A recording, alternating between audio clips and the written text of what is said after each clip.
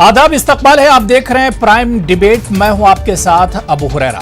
लद्दाख के गलवान वादी में चीन की करतूत के बाद मुल्क में अवाम में काफी नाराजगी पाई जा रही है। मुल्क के कई शहरों में अवाम ने एहतजाज कर चीनी सामान के बायकॉट का ऐलान किया है।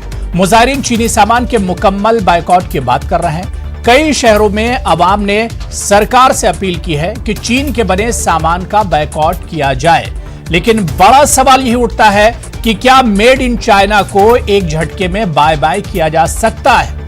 आज प्राइम डिबेट में हम इसी इशू को समझने की कोशिश करेंगे। बहुत खास मेहमान मेरे साथ डिबेट में होंगे, लेकिन सबसे पहले यह रिपोर्ट देखिए।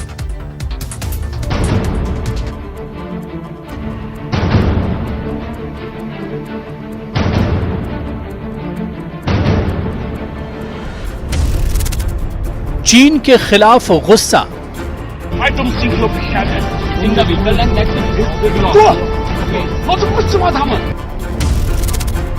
खत्म हो चीन से रिश्ता। This is not your bloody area. This is not your area. No. This is not your area. This is our area. कैसे किया जाए चीन का माशी मुकाबला।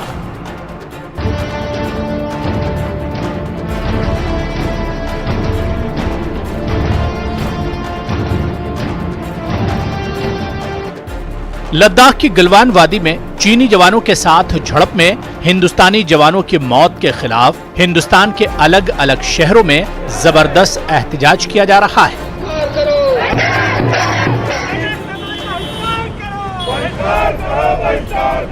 मुजाहिरीन चीनी सामान के मुकम्मल बायकॉट की बात कर रहे हैं। कई शहरों में अवाम ने सरकार से अपील की कि चीन के बने सामान का बायकॉट किया जाए, लेकिन बड़ा सवाल यही उठता है कि क्या मेड इन चाइना को एक झटके में बाय बाय किया जा सकता है। ऐसे में जब यह खबर आती है कि बीएसएनएल और एमटीएनएल को हुक्म दिया गया है कि 4G के लिए चीनी इक्विपमेंट्स को रोका जाए, तो एक सवाल उठता है कि क्या हकीकत में ऐसा मुमकिन है।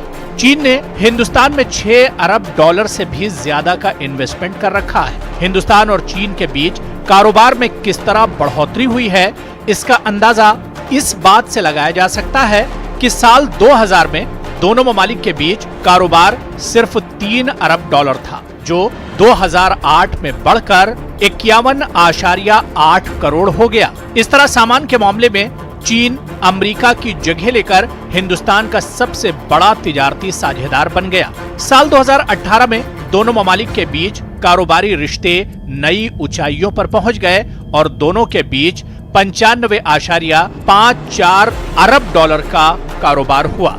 ऐसे में साफ है कि चीन को तिजारती बुनियाद पर चोट दी जा सकती है। ये 1962 वाला भारत नहीं है, ये 2021 वाला नरेंद्र मोदी वाला भारत है। चीन की हम चाहते हैं कि उसकी टांग तोड़ी जाए, तो जो सामान है उसका भविष्य में पूर्णतः बहिष्कार किया जाए। जो आइटम हम अपने यहाँ बना सकते हैं उनको भारत में बनाया जाए और चाइना की इकोनॉमी को कमजोर किया जाए। हमारे सैनिक जो शहीद हुए हैं, ये कायराना हरकत हम चाइना से के खिलाफ नहीं सहेंगे। लेकिन सवाल ये उठता है कि क्या ये इतना आसान होगा जितना लगता है।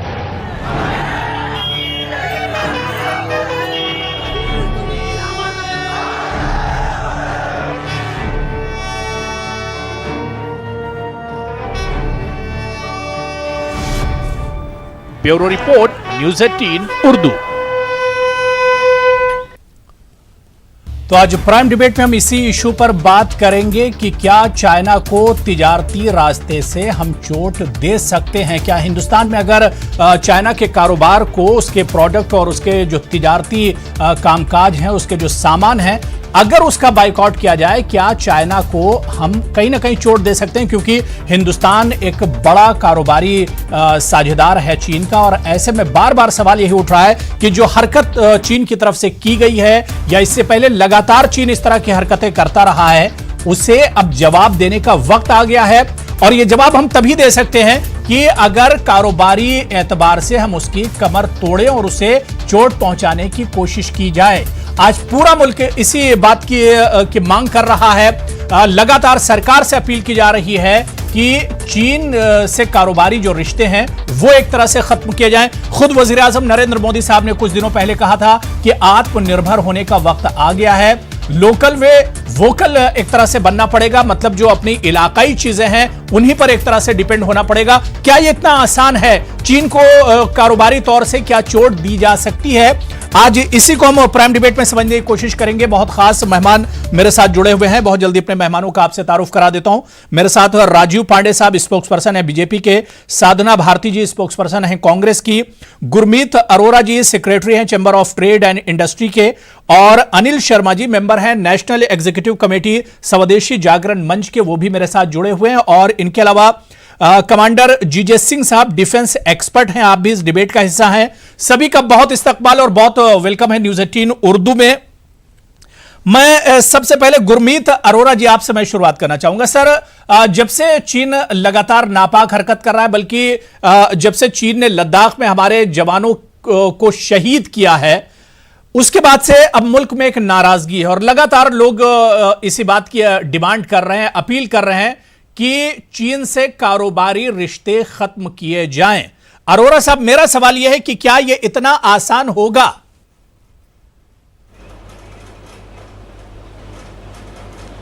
देखिए, बहुत आक्रोश है, पूरे हिंदुस्तान में आक्रोश है, पूरे व्यापारी वर्ग में है। इसको समझना होगा कि हमारे को फेस वाइज करना होगा। जैसे नॉन एसेंशियल गुड्स हैं उनको बिल्कुल बैन कर दे सरकार, जैसे खिलौने हैं, टेक्सटाइल हैं, फुटवियर, क्लोथ्स है, फर्नीचर है, फर्निशिंग है, जो नॉन एसेंशियल गुड्स है, hand bags, James and jewellery, इसको पहले पूरी तरह से बैन करिए। फिर धीरे धीरे करके फेज 2 फेज 3 में हम इसको बैन करते जाएं और अंत में मैन्युफैक्चरिंग जो मशीन्स आती हैं वो बैन करें। एक तयबद्ध तरीके से किया जाए जिससे हिंदुस्तान का व्यापारी बहुत ही मेहनतकश व्यापारी है, उसको थोड़ी सी सरकार की सपोर्ट की जरूरत है। और मैं एक चीज और कहना चाहूंगा, मैं वेलकम करता हूं कल BSNL और MTNL के लिए सरकार ने कहा कि चीनी उत्पाद ना ले, तो एक वेलकम स्टेप है। आज जैसे रेलवे ने भी एक 471 करोड़ का अपना कॉन्ट्रैक्ट कैंसिल किया, तो वो भी बहुत एक रेलवे की तरफ से भी एक अच्छा संदेश है। तो इसी में सरकारों को भी, सरकार ईज ऑफ डूइंग बिजनेस की बात करती है, उसको ग्राउंड लेवल पे लेके आना होगा। ग्राउंड लेवल पे हमारे को आके उसको समझना होगा कि क्या क्या कमियां हैं। एक जब इंडस्ट्री, एक मैन्युफैक्चरर क्या क्या रोज मर्रा की जिंदगी में उसकी क्या क्या तकलीफ है, सरकार को वहां पे आके समझना होगा। और बाकी बिल्कुल हम चाइना को बिल्कुल पीछे छोड़ सकते हैं, मैन्युफैक्चरिंग कर सकते हैं। हिंदुस्तान बिल्कुल सक्षम है। हिंदुस्तान का ये व्यापारी, इंडस्ट्रियलिस्ट, मैन्युफैक्चरर बिल्कुल सरकार के साथ है। सिर्फ सरकार को थोड़ा सा अपना हौसला देने की जरूरत है। थोड़ा सा हौसला सरकार व्यापारी को दे। बिल्कुल व्यापारी हरदम सरकार के साथ खड़ा है, सरकार की रीढ़ की हड्डी व्यापारी।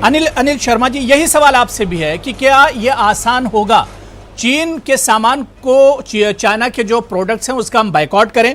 जिस तरह से अरोरा जी ने कहा कि पहले जो नॉन एसेंशियल चीजें हैं उन्हें पहले बाइकआउट किया जाए और धीरे धीरे इन चीजों का बाइकआउट किया जाए। मेरा सवाल सिर्फ अनिल शर्मा जी ये है कि जो मांग इस वक्त की जा रही है चाइना सामान के बाइकआउट की, हम साल में 3-4 बार इस तरह की अपील जरूर सुनते हैं, इस तरह के प्रोटेस्ट साल में 3-4 बार जरूर होते हैं, लेकिन सब के सब बेनतीजा रहते हैं।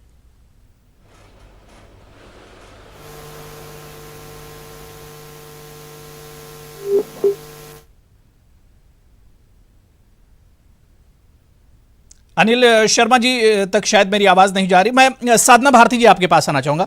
साधना भारती जी, क्योंकि चीन ने बहुत बड़ी हरकत एक तरह से की है और यह कदम, चाइना बार बार इस तरह की हरकतें करता रहता है, हिंदुस्तान पर उसकी बुरी नजर हमेशा रहती है, लेकिन जो मांग की जा रही है सरकार से और अब अवाम में गुस्सा है और अवाम चाह रहे हैं कि चीन से जो कारोबारी रिश्ते हैं उन्हें एक तरह से खत्म किया जाए। क्या आपको लगता है कि यह इतना आसान होगा?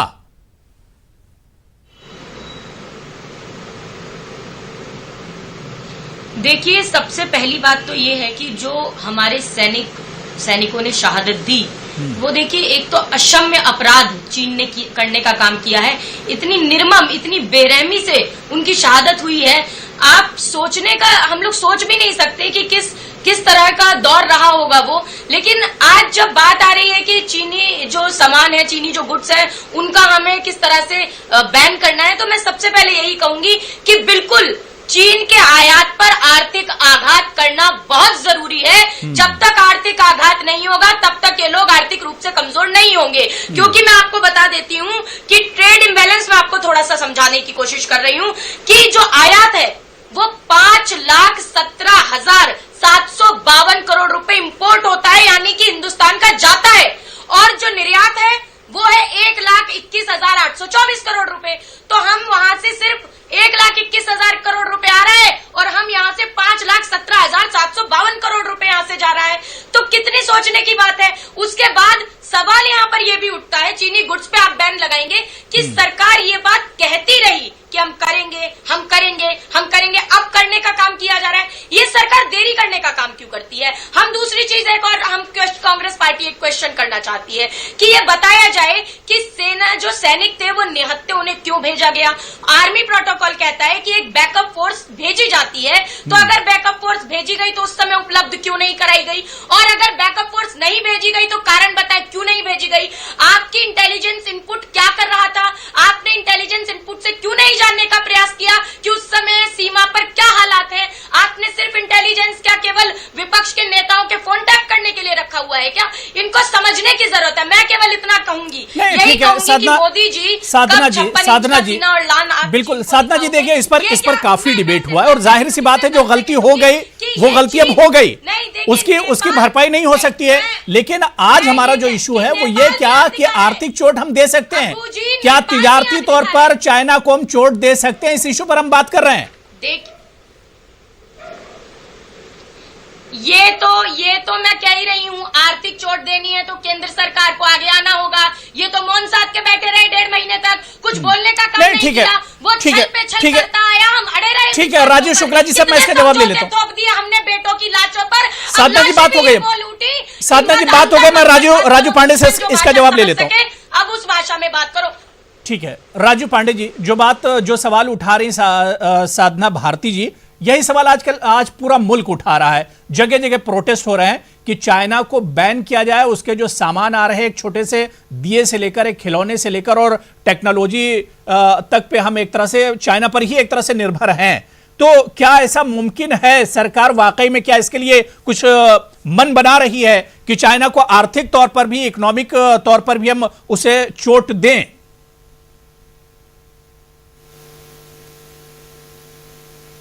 सबसे पहले तो भारती जी ने एक आर्मी वाली बात की है, तो पहले मैं उसका जवाब दे देना चाहता हूँ 30 सेकंड में। देखिए, आर्मी की जो स्टैंडर्ड ऑपरेटिंग प्रोसीजर है वो जो दोनों सरकारों के बीच जो ट्रीटी हुई थी, जो कांग्रेस सरकार के समय में ही हुई थी जी, 96 में हुई, 2005 में हुई, उस हिसाब से स्टैंडर्ड ऑपरेटिंग प्रोसीजर है। कांग्रेस पार्टी ऐसी घृणास्पद बातें कर रही है। कल ऑल पार्टी मीटिंग है, पहले कम से कम राहुल जी जो ट्वीट के माध्यम से पूछते हैं, कल आमने सामने जाकर के प्रधानमंत्री जी से पूछ लेते हैं उनको जो भी पूछना है, लेकिन उनको देश से कोई लेना देना है नहीं। उनको करनी है राजनीति। राजनीति में है वो सुपर फ्लॉप, हर चुनाव हार जाते हैं, जनता उनको नकार देती है। नहीं राजू पांडे जी, देखिए अब डिबेट में भी राजनीतिक में चारों की बातें ना हो। मैं आर्मी के विषय में नहीं ठीक है राजू पांडे जी, राजू पांडे जी मैं चाह रहा हूं कि आर्थिक जो इकोनॉमिक इशू है जिसकी आज पूरा मुल्क मांग कर रहा है, इस पर एक अच्छी से डिबेट हो जाए, एक अच्छी से बहस हो जाए, पॉलिटिक्स में ना जाकर, पॉलिटिक्स में हम लोग ना जाएं। जी अबू जी जी बिल्कुल मैं आपसे सहमत हूँ जी। मैं बिल्कुल कोई पॉलिटिकल बात नहीं करूंगा। जो उन्होंने कहा उसका जवाब दिया, अब मैं आ रहा हूँ इकोनॉमिक्स में। देखिए, जहां तक बात है कि सरकार का जो विषय है जी, देखिए जो सरकार का जो है, देखिए हम पूरे वर्ल्ड ट्रेड ऑर्गेनाइजेशन है जहां पर बहुत सारी ट्रीटीज है, लेकिन जिस तरह की जो सरकार का रिजॉल्व है, अभी अरोड़ा साहब ने 2 बातें की। पहली बात तो उन्होंने कहा कि किस प्रकार से BSNL और MTNL एक्ट कर रही है, आज रेलवे ने किस प्रकार से एक्शन लिया। ये सरकार का एक अपना रोल है जो लीगल फॉर्मेलिटीज में, लीगल एरियाज के भीतर ही आप काम कर सकते हैं, क्योंकि हम बहुत सारे ट्रीटीज से भी बंधे हुए हैं, ठीक है। और चाइना से जो इंपोर्ट हो रहा है वो मैक्सिमम नॉन एसेंशियल गुड्स है, जो अरोड़ा साहब ने बहुत अच्छा एक्सप्लेन किया है। जहां तक जो भी चीजें हैं, जो बड़ी चीजें हैं, जो इंजीनियरिंग प्रोडक्ट्स हैं, उसको हम लास्ट में देख सकते हैं। और वैसे भी भारत जिस प्रकार से डेवलपमेंट कर रहा है उसमें बहुत सारी चीजें हम खुद बना रहे हैं। तो एक तो है कि जो सरकार डिसीजन लेगी, लेकिन दूसरा जनता डिसीजन ले सकती है। जो आज ऑर्गेनाइजेशन ने लिखा है, इंडिया के सभी बड़े स्टाफ को, अरे भैया रुक जाओ, आप गलत तथ्य पेश कर रहे हैं। नहीं राजू पांडे जी, साधना भारती जो सवाल कर रहे हैं बिल्कुल सही है। राजू पांडे जी, हिंदुस्तान 14% तकरीबन जो इंपोर्ट करता है उसका 14% सिर्फ चाइना से लेता है Hindustan. Raju Pandey ji, 70% manufacturing mobile phone की चाइना करता है। इनको क्या पता कि बिना तथ्य के कुछ भी बोल रहे हैं। एसेंशियल जो प्रोडक्ट्स हैं, अरे कहां से अभी तो कब कर रहे हो कमेंट्री कर रहे हैं। साधना जी बात पूरी कर लिए, मैं फिर आपके पास आऊंगा। दूसरे गेस्ट भी हैं, उनको भी मुझे जोड़ना है डिबेट में। नहीं, मैं रनिंग कमेंट्री नहीं कर रही हूँ। नहीं, ठीक है साधना भारती जी सुन लीजिए थोड़ा सा। राजू पांडे जल्दी से बात पूरी कर लीजिए। दो मेहमान मेरे साथ और जुड़े हुए, उनसे भी बात मुझे करनी है, उन तक भी जाना है, वो वेट कर रहे हैं। आपको कह रहा हूं जी मैं साधना जी आऊंगा आपके पास। जी सरकार अपने हिसाब से एक्शन लेगी और जनता भी अपने हिसाब से एक्शन ले रही है। जो आपने पूरे देश में आज देखा है कि जनता अगर जनता ने तय कर लिया कि हमें चाइना से इंपोर्ट किया हुआ जो प्रोडक्ट्स है वो नहीं खरीदना है, तो कोई इंपोर्ट करेगा ही नहीं। दूसरी बात, सरकार अपने लीगल फ्रेमवर्क में ऐसी हर कोशिश करेगी और इसीलिए वोकल फॉर लोकल, आत्मनिर्भर, मेक इन इंडिया। आपको मैं एक फैक्ट बताता हूं, 2018 में $76 बिलियन था और हमारा जो एक्सपोर्ट था वो करीब $12 बिलियन था। अगर वो बढ़ करके $17 बिलियन 19 में हुआ और इंपोर्ट $70 बिलियन हुआ चाइना के साथ। देखिए सरकार कोशिश कर रही है और साथ में जो बिजनेस बॉडी है, साथ में जो आम जनता है, अगर इस प्रकार से ये भावना बढ़ेगी, मेरा मानना है कि चाइना का जो इंपोर्ट है, यानी आपका मानना है कि सरकार इसके लिए सोच रही है, सरकार इस पर गंभीरता से सोच रही, ये मानना है राजू पांडे जी। मैं भारती जी, साधना जी, मैं आपके पास आऊंगा, लेकिन दो मेहमान मेरे पास और अभी मुझे उन्हें जोड़ना है। मैं गुरमीत अनिल शर्मा जी, मैं आपके पास आऊंगा और उसके बाद मैं जीजे सिंह साहब भी बहुत देर से वेट कर रहे हैं, उनके पास आऊंगा। मैं अनिल शर्मा जी आपके पास आना चाह रहा हूं। अनिल शर्मा जी, मेरा सवाल यही है कि क्या आपको लगता है बार बार इस तरह की अपील की जाती है, बार बार आवाज उठाई जाती है कि चाइना के सामान का बायकॉट किया जाए, चाइना से जो तिजारती रिश्ते हैं वो खत्म किए जाए, लेकिन नतीजा हम देखते हैं कि जीरो रहता है, असर कुछ नहीं होता है।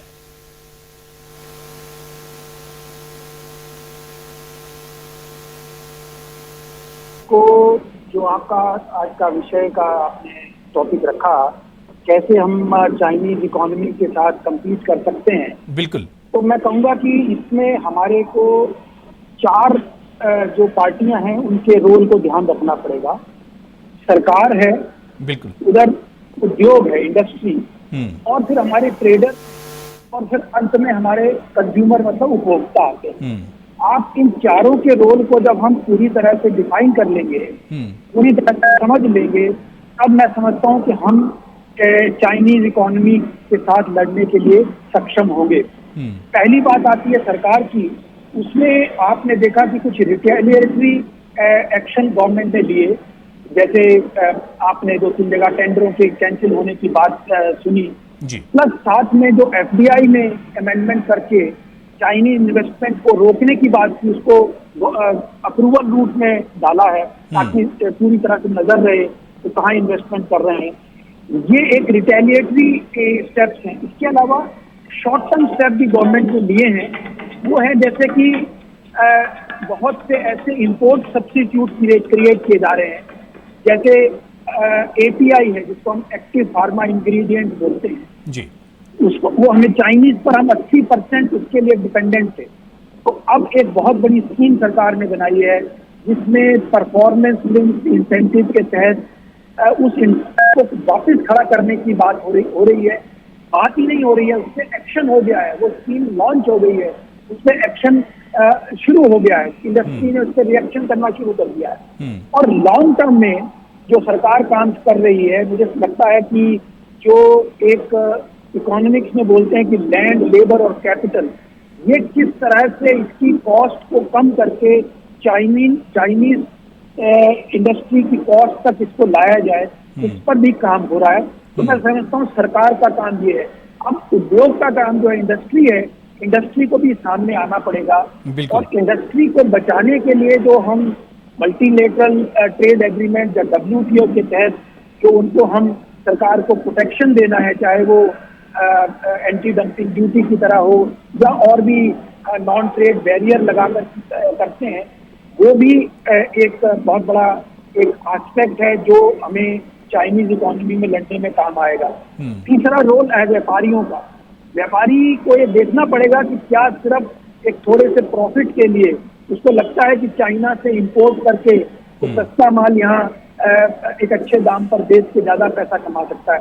तो कहीं ना कहीं वो उसमें एक देशभक्ति की भावना भी उसको लानी है, अपने देश के उद्योग को भी बचाना है, ये कहीं एस्पेक्ट भी उसको सामने रखना पड़ेगा।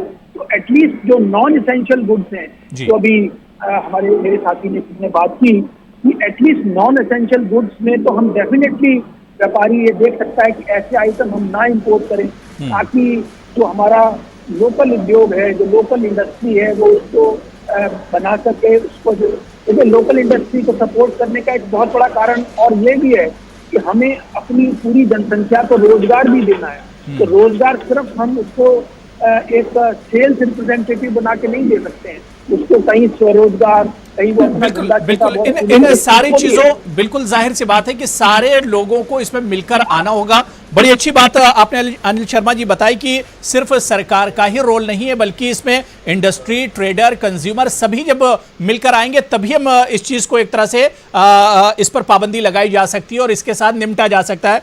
मैं जीजे सिंह साहब बहुत देर से वेट कर रहे हैं, मैं आपके पास आना चाहूंगा। सर, फौज का जो काम है, हमारे जवानों का जो काम है, वो तो बॉर्डर पर एक तरह से डटे हुए हैं, वो तो अपनी जान की कुर्बानियां तक मुल्क के लिए दे रहे हैं। लेकिन क्या आपको लगता है कि चीन हिंदुस्तान का एक बहुत अहम तिजारती साझेदार है और अगर बिजनेस के तौर पर उसे चोट पहुंचाई जाए, आर्थिक चोट अगर उसे पहुंचाई जाए, तो शायद दबाव चाइना पर ज्यादा पड़ेगा? बिल्कुल आप ठीक कह रहे हैं, क्योंकि अगर हम कारोबारी तरीके से उसका जो कारोबार है उसकी कमर तोड़े और तजारत की जो बात आप कह रहे हैं जी, उसको अमल में लाएं, तो उसके ऊपर बहुत दबाव आएगा। मगर इसके अंदर कुछ प्रश्न चिन्ह हैं, कुछ प्रॉब्लम्स हैं। एक तो ये कहना कि सभी लोग ये चाइनीज गुड्स की चीजों की ऊपर अपने आप सेल्फ जो है कंट्रोल से उसको लेना बंद कर दे, तो वो तो बिल्कुल मुझे असंभव लगता है। क्योंकि आज की तारीख के अंदर एक छोटा खिलौना जूते से लेकर बड़ी से बड़ी मशीनरी जो है वो चाइना से आ रही है। और साथ में इसमें बात यह है कि छोटे व्यापारी, तो जैसे कल मैं टीवी पे प्रोग्राम कर रहा था, कहीं इमेजेस देखे उनके ऊपर उन्होंने अपने टेलीविजन सेट और जिसे कहते हैं मोबाइल और चीजें थी उनको तोड़ दिया। मगर बात यह है कि क्या बड़े व्यापारी जो हैं, जैसे रिलायंस है, अदानीज हैं और बड़े जो कारोबारी हैं, क्या वो करेंगे कि सिर्फ ये आम आदमी के लिए है? गवर्नमेंट ने 2-4 स्टेप ले लिए हैं, जैसे आज रेलवे का उन्होंने वो कॉन्ट्रैक्ट खत्म कर दिया और उन्होंने जिसे कहते हैं वो BSNL और दूसरा एप्स का इंटेलिजेंस एजेंसी ने कहा कि बंद करो, नहीं तो हमारी इंफॉर्मेशन सारी उनको जा रही है जी। क्या ये बड़े लोग करेंगे या नहीं? ये एक बहुत बड़ा सवाल है। ये जिसे कहते हैं यूटोपियन अंग्रेजी के अंदर, मुझे मालूम नहीं क्या कहेंगे उर्दू और हिंदी के अंदर, जो एक विशफुल थिंकिंग कह सकते हैं हम, वो है। मगर क्या पॉसिबल है? जैसे आपने थोड़ी देर पहले कहा कि हमने देखा है, एक्सपीरियंस है कि 72 आवर्स या 96 3-4 दिन के अंदर everything is back to business as usual. Business as usual हो जाता है, सब भूल जाते हैं, बिल्कुल आम जैसे चल रहा है वैसे चलता है। तो ये एक बहुत बड़ा डिसीजन है, एक विशफुल थिंकिंग मुझे लग रही है ऐसे। मगर अगर सभी लोग पहली बात ये बात के ऊपर उतरेंगे, क्योंकि इसकी स्केल बहुत बड़ी है, 130 करोड़ 35 करोड़ तो हमारे लोग हैं और क्या वो सभी चीजों को छोड़ देंगे वे? एक ऐप से लेकर हमारे मोबाइल सेट से लेकर टीवी लेकर पंख, क्या नहीं। आप तो ये जितने आपके पैनल के लोग हैं वो तजारती लोग भी हैं, उसमें समझदार हैं। मैं तो डिफेंस का आदमी हूं, मगर मैं कभी कभी सोचता हूं कि अगर हमने उसकी कमर को तोड़ना, पहले तो बड़े लोग आगे आए, गवर्नमेंट ने जैसे स्टेप लिए हैं वो भी आगे आए। गुरमीत अरोरा जी, एक बहुत छोटा से आपसे रिएक्शन, उसके बाद मैं ब्रेक पर जाऊंगा और ब्रेक के बाद फिर साधना जी और राजू पांडे जी मैं आपके पास आऊंगा। मैं अरोरा जी, मैं एक चीज ये समझना चाह रहा हूं कि जो बात यहां पर जीजे सिंह साहब ने कही बहुत अच्छी कही कि लोग अभी नाराजगी में हैं, गुस्से में हैं। कहीं पर हमने देखा कि तस्वीरें आई, टीवी तोड़ दिए गए, कहीं पर कुछ चीजों का बाइकआउट और बैन किया गया। लेकिन सवाल ये उठ रहा है कि जो बड़े खिलाड़ी हैं, जैसे अनिल जी, जो बड़े खिलाड़ी, क्या वो भी इसमें शामिल होंगे? गेम वही लोग बदल सकते हैं? नहीं, सबको होना चाहिए, बिल्कुल उनको भी शामिल होना चाहिए। जैसे अनिल शर्मा जी ने कहा कि देशभक्ति, ट्रेडर्स के अंदर भी देशभक्ति आनी चाहिए। तो मेरे हिसाब से अनिल शर्मा जी जितना इस देश का व्यापारी देशभक्त है शायद कोई नहीं है। इस लॉकडाउन में दिखा दिया है उन्होंने कैसे, चाहे मजदूर की सेवा करनी हो, चाहे अपने स्टाफ को सैलरी देनी हो, किसी भी जगह वो पीछे नहीं रहे हैं। तो इस व्यापारी ने दिखा दिया है कि ये देशभक्त है। तो इस देश का व्यापारी सबसे बड़ा देशभक्त है। और बाकी कमांडर जे सिंह जी ने सही कहा, हमारे को पहले ऑप्शन तलाशनी पड़ेगी। चाहे हम कहते हैं कि फर्नीचर चाइना से मंगवा रहे हैं, लेकिन अपने को अब ऐसी फैसिलिटीज सरकार को, हमारी इंडस्ट्री को देनी पड़ेगी ताकि हम अपने यहाँ के वोकल फॉर लोकल, जैसे मोदी जी ने एक नारा दिया, तो उसको यहाँ पे फर्नीचर बनाने वाले को ग्राउंड लेवल पे जाके एक फैसिलिटी देनी पड़ेगी। बहुत जरूरी है अगर हमारे पास ऑप्शन होंगी। और मेरे को लगता है बहुत ज्यादा बड़ी बात नहीं है ये, अगर सरकारें साथ दें तो हम व्यापारी बहुत अच्छे से ये निभा सकते हैं। बिल्कुल, यानी अब सरकार को इसके लिए सामने आना होगा। छोटा सा मुझे ब्रेक लेना है, लेकिन ब्रेक से लौट कर आएंगे तो राजू पांडे साहब से इसी इशू पर बात होगी कि क्या सरकार इसके लिए तैयार है बार बार, और कब तक इस तरह के जो जख्म है हम झेलते रहेंगे। ये एक अच्छा मौका है कि चीन को उसी की जबान में एक तरह से हम जवाब दें, और अगर बिजनेस लेवल पर हम उसे चोट पहुंचा सकते हैं तो ये एक बड़ा अटैक चीन के ऊपर होगा। छोटा सा ब्रेक लेंगे, फौरन हाजिर होते हैं। तो प्राइम डिबेट में आज हम इसी इशू पर बात कर रहे हैं कि माशी तौर पर भी चीन को चोट देने की जरूरत है, क्योंकि तकरीबन 6 अरब डॉलर इन्वेस्ट किया हुआ है हिंदुस्तान में चीन ने। और ऐसे में अगर इस वक्त चीन को तिजारती तौर पर अगर चोट दी जाए तो ये एक बड़ा धचका होगा चीन के लिए। लेकिन क्या ऐसा करना मुनासिब होगा या ऐसा करना मुमकिन होगा? मुनासिब तो होगा, लेकिन ऐसा करना क्या मुमकिन होगा, यह सबसे अहम सवाल है। और इसी को आज हम प्राइम डिबेट में समझने की कोशिश कर रहे हैं। मैं साधना भारती जी आपके पास आना चाहूंगा। साधना जी, क्योंकि हम रोजमर्रा की जिंदगी में देखते हैं कि चाइना के जो चीजें हैं वो छोटी से छोटी चीज से लेकर, एक सुई से लेकर टेक्नोलॉजी तक, और खासतौर से अगर टेक्नोलॉजी की हम बात करते हैं तो इंटरनेट और के मामले में चाइना ने बहुत ज्यादा हिंदुस्तान में इन्वेस्ट कर रखा है। इसके अलावा मोबाइल टेक्नोलॉजी में अगर हम आते हैं तो 10 मोबाइल में से 8 मोबाइल एक तरह से चाइना के ही हम लोग यूज करते हैं। किस तरह से इसका मुकाबला किया जा सकता है? अपोजिशन का भी, उसकी भी कुछ जिम्मेदारियां होती हैं, सरकार को सुझाव दे सकती है अपोजिशन भी। किस तरह से इसका मुकाबला करें?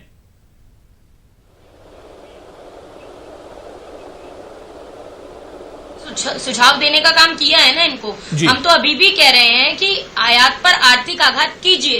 अगर हिंदुस्तान की सुरक्षा की बात आती है तो हम सब सरकार के प्रधानमंत्री नरेंद्र मोदी जी के साथ खड़े हुए हैं। मैं बार बार ये कह रही हूँ कि अगर भारतीय सीमा की रक्षा के लिए हम लोग भाजपा कांग्रेस सब दल एक हो जाएंगे, और अगर भारत पर बुरी नजर की तो चीन को हम चमगादड़ की तरह उल्टा भी लटकाएंगे। लेकिन मैं ये प्रश्न पूछती हूँ यहाँ कि ये जो अभी भाजपा के प्रवक्ता तथ्यहीन बात रख रहे थे तो मुझे बीच में बोलना पड़ा, अदरवाइज मैं बीच में नहीं बोलती। मैं यहाँ ये कहना चाह रही हूँ, हम आपको सुझाव दे रहे हैं, हम आपके साथ खड़े हैं, लेकिन आप स्ट्रेटेजी तो बताइए। देश तो सरकार के साथ खड़ा है और सरकार बैठी हुई है, तो ऐसे में कैसे चलेगा? आज सवाल ये उठता है कि अगर गुड्स को आपको बैन करने की बात है तो मैं आपको बताना चाहती हूँ, देश के 5 सबसे बड़ी मोबाइल कंपनीज में 4 चाइना की हैं। आप कहते हैं कि कुछ नहीं, 70% मैन्युफैक्चरिंग चाइना में होती है।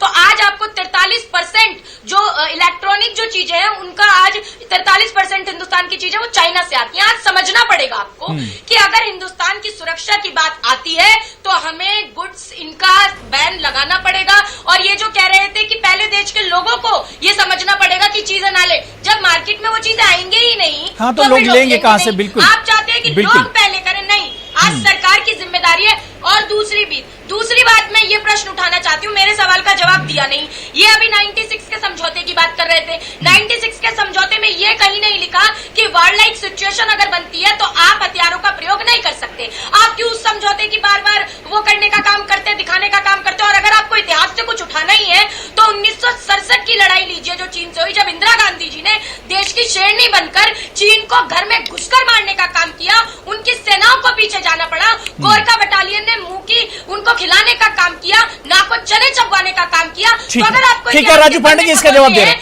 खकोलने का काम ठीक है। साधना जी अब बात हो गई, राजू पांडे जी को सुन लीजिए। ठीक है, अब राजू पांडे जी को सुन लीजिए। राजू पांडे जी, जो सवाल साधना जी उठा रही वो अपनी जगह है, लेकिन 6 अरब डॉलर का चाइना का हिंदुस्तान में इन्वेस्टमेंट इस वक्त मौजूदा में, अगर इस पर सरकार कार्रवाई करे या सरकार के अलावा जो इंडस्ट्रीज हैं, जो ट्रेडर हैं, जो कंज्यूमर हैं, सभी मिलकर अगर इसके खिलाफ खड़े हो जाएं तो बहुत बड़ी चोट लगेगी चाइना को। राजू पांडे जी। अबू जी मैं बिल्कुल आपसे सहमत, क्या कह रही थी और क्या सजेशन था मुझे समझ में नहीं आया। मैं कोशिश करूंगा राहुल जी का 2-4 ट्वीट पढ़ के समझने की। अब मैं विषय पे आता हूं। देखिए, ऐसा है कि बहुत सही अभी जे सिंह साहब ने कहा, अरोड़ा साहब ने कहा, इवन जो शर्मा जी ने कहा कि देखिए ऐसा है ना कि सारे लोगों को मिलकर के काम करना पड़ेगा। अभी जब सरकार ने, जब चाइना ने इंडिया के एक बहुत ही बड़े प्राइवेट सेक्टर बैंक में जब 1.001% परचेजिंग की, शेयर की, तो एक कानून लाया गया कि कोई भी जो कंट्री जो हमारे बॉर्डर के साथ टच करता है, अगर वो इन्वेस्टमेंट करना चाहता है तो उसको अप्रूवल लेना पड़ेगा। तो ये अपने आप को प्रोटेक्ट करने की बात थी। अभी जो सरकार है, लीगल फ्रेमवर्क के तहत, मैं बार बार कह रहा हूं, ये सरकार एक्शन लेगी, क्योंकि ये कोई पहले की सरकार नहीं है कि कोई हमारा 37,000 स्क्वायर किलोमीटर लैंड लेके चला गया तो मैं लोकसभा में जाकर के कहूं, अरे वहां तो एक घास का एक तिनका नहीं उगता है, उसके बारे में क्या बात कर रहे हो? वैसी सरकार नहीं है। आप देख रहे हैं कि कैसी तैयारी है। जे सिंह साहब कहेंगे कि 6 साल में जो सरकार की तैयारी बॉर्डर पे इंफ्रास्ट्रक्चर की थी, तो मैं आपसे ये कह रहा हूं, नहीं, राजू पांडे जी, सरकार, राजू पांडे जी, जैसे रिश्ते चीन से इस सरकार के रहे किसी के नहीं रहे होंगे। राजू पांडे जी, चीन से रिश्तों की अगर बात करें तो जो रिश्ते मोदी जी के और इस सरकार के रहे, किसी सरकार के इससे पहले नहीं रहे होंगे। 6 साल में 18 बार पीएम मोदी की मुलाकात होती है शी जिनपिंग से, लेकिन देखिए किस तरह से चीन हमें नुकसान पहुंचाता है। अबू जी जी, अब क्या कहा कि सरकार लीगल फ्रेमवर्क में जो भी करना है वो करेगी, लेकिन जैसे उन्होंने कहा कि सरकार के साथ इंडस्ट्री भी है, जे सिंह साहब ने सही कहा कि छोटे इंडस्ट्री के बाद बड़े इंडस्ट्री को भी आना पड़ेगा, ट्रेडर्स हमारे साथ आएंगे। और फाइनली एक बात देख लीजिए, हम डेमोक्रेसी में है, डेमोक्रेसी में विल ऑफ द जो पीपल है ना, जो जनता की बात है, अगर जनता ने तय कर लिया तो हर सरकार को उस डिसीजन को लेना पड़ेगा। फाइनली अगर जनता आज जो 20 शहीद हुए हैं उसके विरोध में पूरे देश में जनता चाइनीज सामानों के खिलाफ प्रदर्शन कर रही है, तो सरकार अपने लीगल फ्रेमवर्क में लेगी, जनता लेगी, इंडस्ट्री लेगी और ट्रेडर्स लेंगे, और चारों लोग मिलकर के अगर हम काम करेंगे तो जो चाइना के साथ जो हमारा ट्रेड इंबैलेंस है हम उसको पाट सकते हैं। यह मेरा कहना है। ठीक है साधना जी, बहुत जल्दी आप कुछ कहना चाह रहे हैं, बहुत जल्दी। ये बार बार राजनीति करने की बात क्यों करते हैं? इनको समझ में नहीं आता। आप ये बताइए, आप ये कह रहे हैं कि वहां तो 1 इंच कुछ नहीं हुआ, अगर वहां पर डीएस्केलेशन नहीं हुआ तो फिर 20 सैनिक शहीद कैसे हुए? आप ये सरेआम झूठ बोलने की बात क्यों कर रहे हैं? गलवान कोई विवाद था ही नहीं गलवान घाटी का, तो गलवान विवाद में कैसे आया, इसका जवाब आप देने का काम कीजिए। आप ये राजनीति करने का काम मत कीजिए। प्रधानमंत्री जी ने कहा कि देश में मारते मारते सैनिक मर गए, हमने कहा देश में कभी मारते मारते सैनिक मरते नहीं, मारते मारते सैनिक शहीद होते हैं। तो हमने इस पे आपत्ति उठाने का काम किया, लेकिन राजनीति नहीं की। राहुल गांधी जी ने कहा 40 दिन से मोदी जी छिपकर बैठे हैं, आवाज उठाने का काम नहीं किया। राजनाथ सिंह जी नहीं, ठीक है साधना जी, साधना जी, ठीक है, साधना भारती जी, साधना भारती जी, साधना भारती जी, साधना भारती जी, आज का मेरा डिबेट का जो टॉपिक हो बिल्कुल सियासी नहीं है। यहां पर सबको मिलकर सोचना होगा। जो बात अभी जे सिंह साहब कर रहे थे कि यहां सबको मिलकर सोचना होगा। अनिल शर्मा जी ने भी यही बात कही थी कि अगर आर्थिक तौर पर चीन को चोट पहुंचानी है तो इसमें सबको मिलकर आना होगा। हम फिर से सियासी बातें कर लेंगे। सरहद पर क्या कुछ हुआ जवानों के साथ वो बहुत बहुत निंदनीय है। लेकिन इस पर दोबारा से बात कर लेंगे। हम और ऑप्शन की बात कर रहे हैं कि आर्मी के अलावा, हमारे जवानों के अलावा क्या चीन को हम कहां कहां पर चोट दे सकते हैं, इस पर भी बात होनी चाहिए। सियासत तो बाद में हो जाएगी। मैं अनिल शर्मा साहब आपके पास रहा हूं। सर, मुल्क में पीएम मोदी साहब ने पिछले दिनों कहा कि आत्मनिर्भर होने का वक्त आ गया है। क्या आपको लगता है कि हिंदुस्तान इस पोजीशन में है कि चीन के सामने हम अब एक तरह से खड़े हो सकें? जी बिल्कुल है इसमें। और देखिए, जो अभी इंपोर्ट सब्स्टिट्यूट की मैंने आपसे बात की, सरकार ने इन दिनों जो आइटम आइडेंटिफाई किए, लगभग 3000 आइटम ऐसे आइडेंटिफाई किए हैं जी, जिसमें हमें चीन पर पूरी की तरह उनके ऊपर निर्भर थे हम। तो अब एक पूरी पॉलिसी के तहत ये बात चल रही है कि कैसे वो 3000 आइटम हम अपने देश में ही बनाएं। ये पहली बात हुई। और मैं दूसरी बात एक और आपसे कहना चाहूंगा कि एक अभी बात हो रही थी कि क्या छोटी छोटी चीजों से क्या इम्पैक्ट होता है जी। मैं अपना स्वदेशी जागरण मंच का आपको एक्सपीरियंस बताता हूँ। पिछले 2 साल से हम लोगों ने इसी तरह की चीनी वस्तुओं का यूज ना किया जाए, इस तरह की एक कैंपेन चलाई।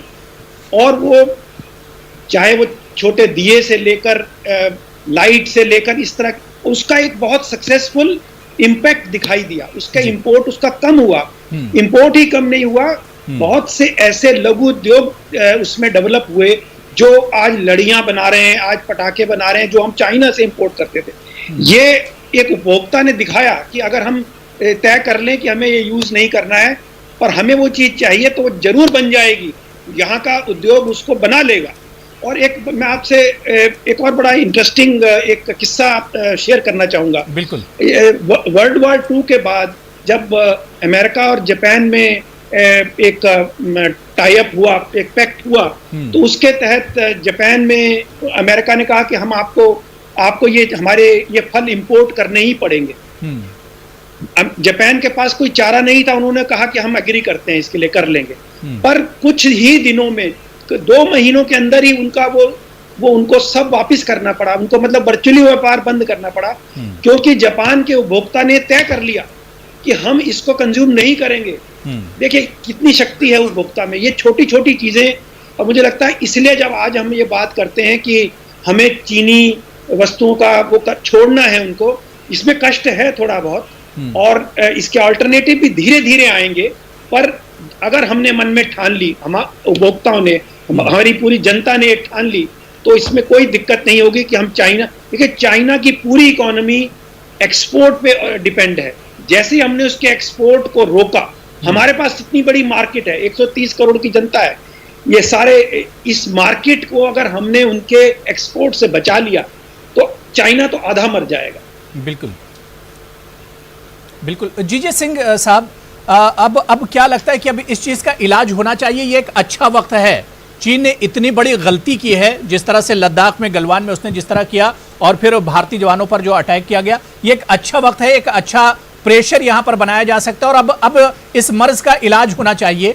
मेरा सवाल जीजे सिंह साहब ये भी है कि बॉर्डर पर जो जवान होते हैं उन्हें एक बहुत बड़ा मनोबल एक तरह से मिलेगा अगर हम चीन के साथ दूसरे जो ऑप्शन है उस पर भी अगर हम लड़ाई शुरू कर दें। बिल्कुल, आप ठीक, आपकी सोच सही डायरेक्शन में है कि पहली बात आ जाती है कि दूसरे, जैसे जिन चीजों की हम अभी बात कर रहे थे कि वो तजारत और कारोबारी कमर तोड़ी जाए चाइना की, दूसरी साइड पे आ जाता है मिलिट्री का, आर्मी का, जिसे आप कह रहे थे कि उनका मनोबल होना चाहिए। मगर इसमें 1-2 चीजें समझने वाली है जी। वो पहली बात ये है कि हमारी गवर्नमेंट ने, मोदी जी ने, जैसे आपने कहा कि 18 बार उनको मिल चुके हैं पिछले 6 साल में, 5 दफा उनके साथ विजिट कर रखे हैं जी। कई बार साइड लाइन्स, जो जैसे बड़े बड़े ये मीटिंग्स होती है, ये शंघाई कॉरपोरेशन ऑर्गेनाइजेशन की और दूसरे ब्रिक्स की हुई और ये जो ऑर्गेनाइजेशंस है उनमें मिले हैं। बड़े अच्छे रिलेशंस, बड़ा अच्छे मन से उन्होंने उनके साथ एक मित्रता का हाथ बढ़ाया, मन जोड़ा। मगर मिला क्या? वही मिला है जो नेहरू को मिला था। उन्होंने उस टाइम अपने देश की हालत को देखते हुए जी अपने देश, क्योंकि उस टाइम पार्टीशन हुई थी, 6 करोड़ के आजू बाजू लोग इधर माइग्रेट करके आ गए थे।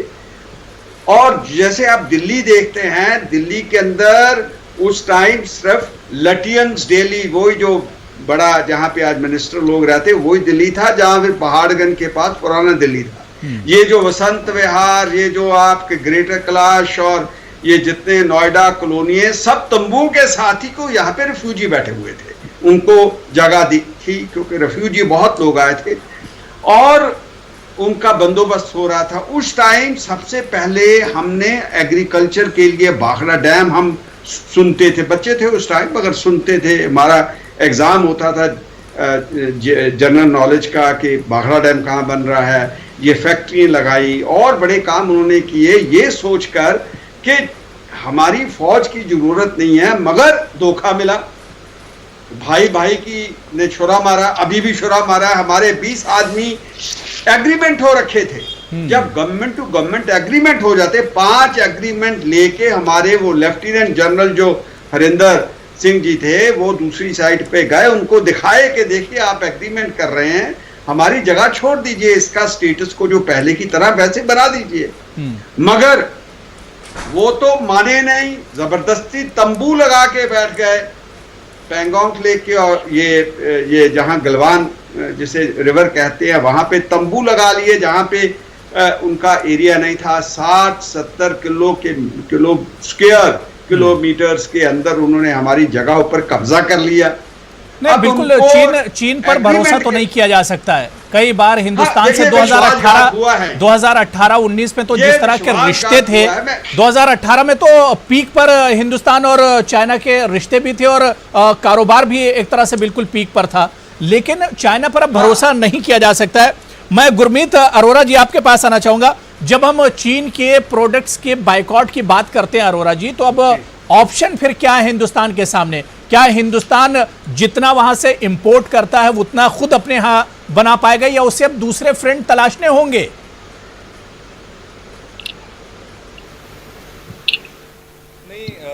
जैसे राजीव पांडे जी ने कहा कि सरकार इस पे कड़े कदम उठाएगी, तो मैं उम्मीद करता हूं कि राजीव पांडे जी सरकार अच्छे कदम उठाए।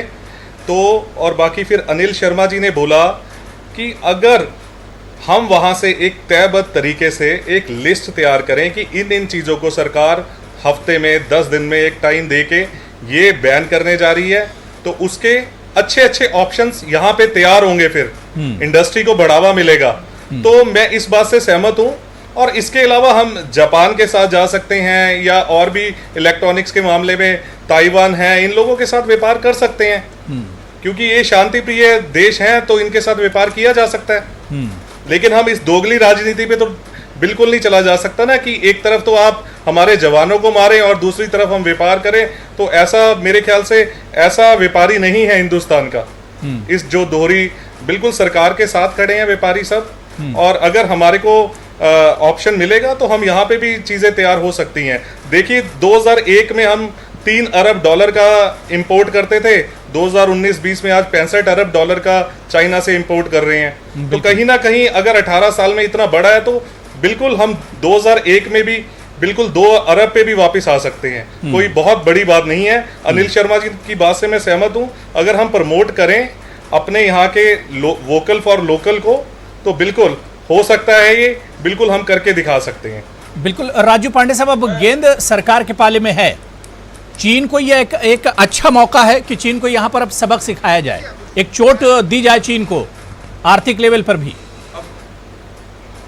जी मैं सर आ रहा हूँ। जी सिंह जी मैं आ रहा हूँ। एक छोटी क्वेश्चन है मेरा। हाँ। जी राजू पांडे साहब मुझे सुन पा रहे हैं क्या? आखिर ये परिस्थिति, जी बिल्कुल मैं सुन पा रहा हूं। कंटिन्यू। पूरी दुनिया में आपको देखना पड़ेगा कि ऐसा क्या हुआ कि जब चाइना से हमारे इतने बिजनेस रिलेशन थे और इतनी सारी मीटिंग्स हुई, इसके बाद भी ये चाइना कर रही है। इसके पीछे एक ही कारण है, वो कारण है कि भारत जिस प्रकार से, भारत में एक उभार है, भारत ने जिस प्रकार से क्वाड करके है, जो ऑस्ट्रेलिया, यूएसए एंड जापान के साथ हमारी ट्रीटी हो रही है।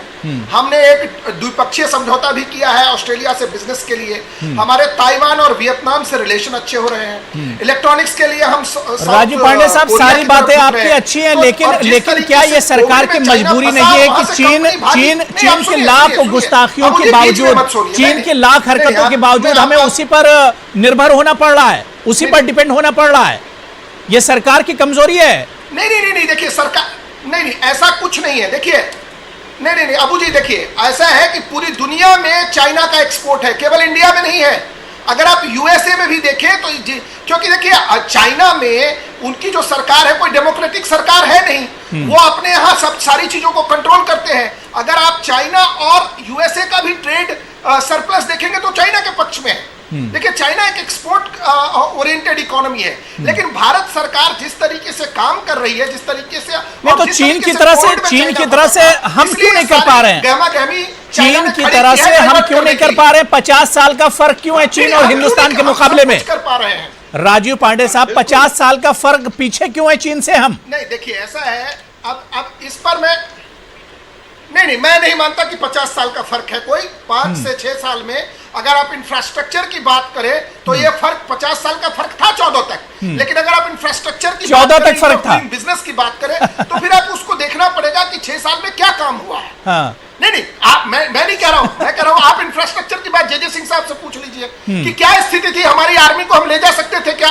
हम अपनी आर्मी को रेल ऑफ एक्चुअल कंट्रोल पर ले जा सकते थे क्या? आपने कोई रोड बनाई थी क्या? ये हमारा नहीं कहना है, ये आर्मी के जनरल्स के इंटरव्यू हैं, आप उनसे पूछ लीजिए। मेरा ये कहना है कि जो टोटल ये चल रहा है, मेरा मानना है कि आत्मनिर्भर अभियान, vocal for local, make in India, ये सारी चीजें जब सब लोग मिलकर के साथ काम करेंगे, सरकार के साथ इंडस्ट्री और ट्रेडर बॉडीज, मेरा मानना है कि चाइना को बहुत बड़ा आघात होगा। और इस सरकार ने जो जो कदम उठाए हैं, जिसके समर्थन के लिए और जिसके खिलाफ के लिए, उस पर सरकार अडिग रहती है, सरकार काम करती है। और मैं बता रहा हूं कि सरकार चाइना की सारी चीजों के खिलाफ सख्त कदम उठाएगी। ठीक है साधना जी, आप कुछ कहना चाह रहे हैं, लेकिन राजीव पांडे ने यही कहा कि 2014 के बाद से अब सरकार बहुत तेजी से तरक्की कर रही है, चीन के मुकाबले में अब एक तरह से हम लोग खड़े हो रहे हैं।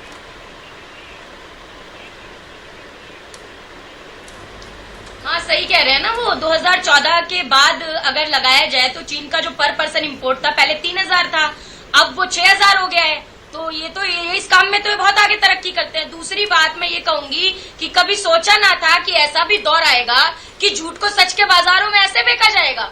ये इस तरीके से झूठ बोलने का काम कर रहे हैं। ये आत्मनिर्भर बनाने की जो आप बात कर रहे हैं, जिस पर आपने डिबेट रखी है कि आत्मनिर्भर, देखिए आत्मनिर्भर अगर बनाना है तो ये सीधी बात है, जैसा कि आपके एक्सपर्ट्स ने भी कहा कि हमें जो डिमांड है उसको बढ़ाना है तो हमें सहायता देनी पड़ेगी। सबसे बड़ी बात है कि चाहे वो मजदूर हो या किसान हो या फिर कोई छोटा व्यापारी हो, उसे आप वित्तीय सहायता देंगे तभी आत्मनिर्भर बन पाएगा। ये देते हैं 20 लाख करोड़ का कर्ज पैकेज, तो कर्ज पैकेज से कभी कोई आत्मनिर्भर नहीं बनता। तो ये भाषण देना बंद करें और राशन देना शुरू करें। दूसरी बात मैं इनसे कहूंगी कि ये जो बातें बनाने का काम करते आ रहे हैं, इनसे जब मैंने सवाल पूछा तो इनको ऑडियो नहीं जाता है, इनको बात समझ नहीं आती है। आज तिब्बत की निर्वासित सरकार के प्रधानमंत्री ने खुद कहा कि गलवान घाटी पर चीन का कोई कब्जा नहीं है, चीन का कोई अधिकार नहीं है, लेकिन चीन ने खुद कहा कि गलवान घाटी हमारी है। मैं उसी को कोट कर रही हूँ, चीन ने कहा।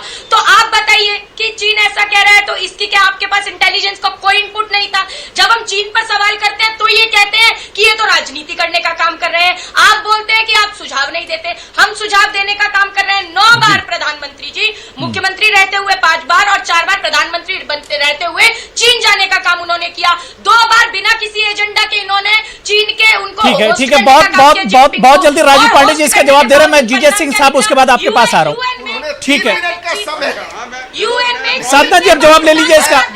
साधना जी इसका अब सुन लीजिए, साधना सुन लीजिए आप जी। राजीव पांडे मैं कहना चाहता हूं कि उन्होंने 3 मिनट का भाषण दिया, लेकिन उसमें न तो कोई सलाह था और वो राहुल गांधी के ट्वीट जैसा था, इसलिए मैं इनका कोई जवाब नहीं देना चाहता हूं। आप डिबेट को आगे बढ़ाइए। भाषण देना आपका काम है, आपका काम है।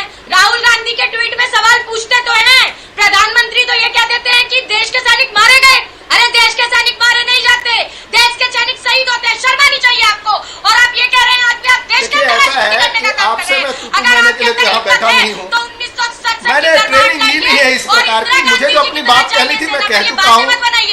राहुल गांधी द्वारा प्रेरित व्यक्ति है, इस डिबेट को खराब कर रहे हैं। नहीं, ठीक है साधना जी, बात हो गई, साधना जी बात हो गई, राजू जी आप, राजू पांडे जी आपकी बात हो गई, ठीक है बात हो गई। नहीं, हम यही चाहते कि एक अच्छी सी बात हो, हंगामा ना हो, एक बात होनी चाहिए, एक समाधान निकलना चाहिए, एक नतीजे पर हम पहुंच सके। जी जय सिंह साहब, सर आप कुछ कहना चाह रहे थे?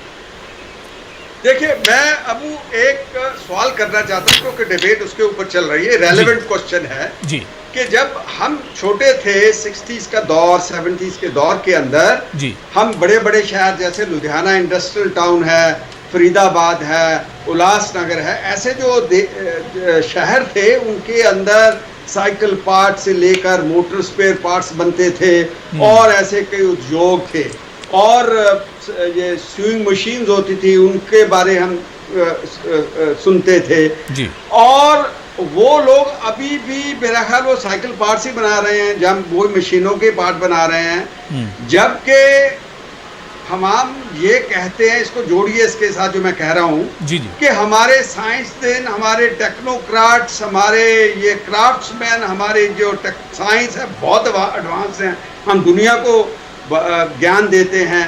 मैं ये गैप क्यों पड़ गया इतना कि हमको सब जरूरत पड़ गई चाइना से लेने की, और हमारे कारीगर जो थे, क्राफ्ट्समैन थे, वो मारे गए, उनको कोई पूछता ही नहीं है आजकल सब चाइना के पीछे मेरा भी राजू पांडे जी से यही सवाल था कि आखिर चाइना के मुकाबले में हम इतना पीछे क्यों चले गए? अगर राजू पांडे साहब ये मानते हैं कि 4-5 साल ही हम उनसे पीछे हैं, तो 4-5 साल पीछे क्यों हैं?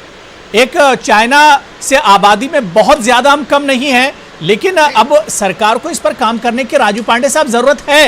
अब्बू जी, मैं एक इम्पोर्टेंट बात उठाना चाहती हूँ। ठीक है राजू पांडे जी, साधना जी एक सवाल कर रही हो, दोनों का जवाब आप साथ में दे दीजिएगा। जी साधना जी पहले आप पूछ लीजिए।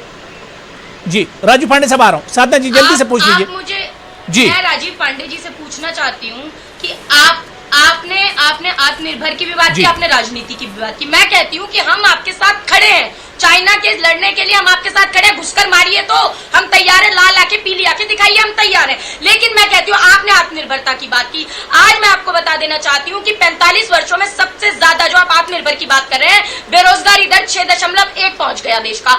आज वो बेरोजगारी दर बढ़ के 27.11 हो गया है। ऐसे में आप कैसे आत्मनिर्भर बनाएंगे? ठीक है राजू पांडे जवाब दे रहे, मेरे पास टाइम नहीं है। साधना जी अब आपका सवाल हो गया, राजू पांडे जी जल्दी से जवाब दे दीजिए, मेरे पास अब टाइम नहीं बचा। जी राजू पांडे जी। बिल्कुल दे रहा हूँ। देखिए, मैं जे सिंह साहब ने एक बहुत इंपॉर्टेंट बात की है, मैं उसका जवाब देना चाहता हूँ। उन्होंने कहा कि ऐसी बातें थी। देखिए, जब 1991 में लिबरलाइजेशन पॉलिसी आई और जब सब जगह खुल गई मार्केट, तो वहाँ चाइना जैसा एक कंट्री है जो केवल इंडिया ही नहीं पूरे वर्ल्ड के मैन्युफैक्चरिंग सेक्टर पे उनका प्रभाव पड़ा, क्योंकि देखिए उनके यहाँ जो सब कुछ है वो कंट्रोल्ड है। उन्होंने अपनी कॉस्ट ऑफ द जो ह्यूमन था 6 साल में हम वो नहीं कर पाए, उसको बहुत 6 साल में कंट्रोल हम नहीं कर पाए पॉलिसी से। जी नहीं, मेरी बात सुन, आप नहीं, हम चाइना नहीं बनना चाहते अबू जी, हम चाइना नहीं बनना चाहते अबू जी, हम चाइना नहीं बनना चाहते, हम पाकिस्तान नहीं बनना चाहते। नहीं, मैं कारोबार और बिजनेस की बात कर रहा हूँ, कारोबार और बिजनेस की बात कर रहा हूँ राजू पांडे जी। में इंसान ह्यूमन राइट्स नहीं है, बिजनेस में भी कारोबार की हम बात कर रहे हैं राजू पांडे जी। समझ में नहीं आएगी बात। मैं कह रहा हूं कि चाइना इवन कारोबार में भी देखिए, चाइना जो एक डिसीजन ले लेता है, चाहे वो सही हो या गलत, वो उस डिसीजन को इंप्लीमेंट करता है। हम एक डेमोक्रेटिक सेटअप में है और हम इसी सेटअप में आगे जाना चाहते हैं। और जो बात आज हो रही है कि हम किस प्रकार से अपने रूल्स एंड रेगुलेशंस के तहत, तो जो चाइना का जो कॉस्ट ऑफ प्रोडक्शन था वो कम था, वहां से मार्केट आया, और ये पिछले कई सालों में आप ठीक है साधना जी ने जो पूछा उसका भी जवाब दे दिया, ताकि मैं फिर वाइंड अप करूंगा। 2 साल की बात आपको साधना जी ने जो सवाल किया उसका जवाब भी दे दीजिए राजू पांडे जी। नहीं, साधना जी जो है ना, वो हमारे यहाँ एक कहावत है कि रट के कुछ चीजें आ जाए, डिबेट में कुछ भी हो, तो 45 साल से ये है, 50 साल से वो है। मैं देखिए, आपने डिबेट में जो सवाल पूछे उसकी ये ना इस तरह का पर्सनल कमेंट ना करें। मैं 2.5 साल की उम्र से बोल रही हूँ, मुझे 23 साल हो गए बोलते हुए। आप मत सिखाइए बोलना। ठीक है राजू पांडे जी, बात हो गई, साधना जी बात हो गई, साधना जी बात हो गई, ठीक है, बात हो गई। अब सवाल यही उठ रहा है कि जब मांग की जा रही है चाइना को बैन करने, वहां के सामान के बाइकआउट की मांग की जा रही है, क्या अब सरकार को इसमें अपना किरदार अदा करना चाहिए? सरकार को तमाम ऑप्शन पर अब नजर रखनी चाहिए। जो चाइना ने हरकत की है उसे नजरअंदाज नहीं किया जा सकता है और चाइना पर अब भरोसा नहीं किया जा सकता है। अच्छाई इसी में है कि हम अब आर्थिक तौर पर, इकोनॉमिक तौर पर भी चाइना को चोट पहुंचाएं और इसके लिए क्या क्या कुछ किया जा सकता है। अपोजिशन, सरकार, ट्रेडर, इंडस्ट्रियल जो भी है, सबको अब इसके लिए मिलकर आना होगा और इसके लिए काम करना होगा। बहुत बहुत शुक्रिया राजू पांडे जी, साधना भारती जी, गुरमीत अरोरा जी, जीजे सिंह साहब और अनिल शर्मा जी, सभी का बहुत बहुत शुक्रिया प्राइम डिबेट में जुड़ने के लिए। आदाब।